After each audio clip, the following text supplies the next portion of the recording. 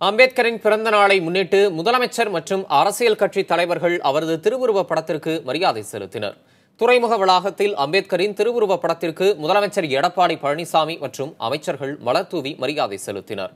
Kodambakkam power house சிக்னலில் அம்பேத்கரின் திருவுருவப் படத்திற்கு அதிமுக அம்மா அணியின் துணை பொதுச் செயலாளர் டிடிவி தினகரன், அதிமுக புரட்சித் தலைவி அம்மா அணியின் ஓ பன்னீர்செல்வம் உள்ளிட்டோர் மலர்தூவி மரியாதை செலுத்தினர். துறைமுக வளாகத்தில் தமிழ்நாடு காங்கிரஸ் கமிட்டி தலைவர் திருநாவுக்கரசர், இந்திய கம்யூனிஸ்ட் கட்சியின் மூத்த தலைவர் நல்லக்கண்ணு, மார்க்சிஸ்ட் கம்யூனிஸ்ட் கட்சியின் மாநில செயலாளர் முத்தரசு ஜி ராமகிருஷ்ணன், தமிழ் மாநில காங்கிரஸ் தலைவர் ஜி கே வாசன் உள்ளிட்டோரும் அம்பேத்கர் திருவுருவப் படத்திற்கு மலர்தூவி மரியாதை செலுத்தினர்.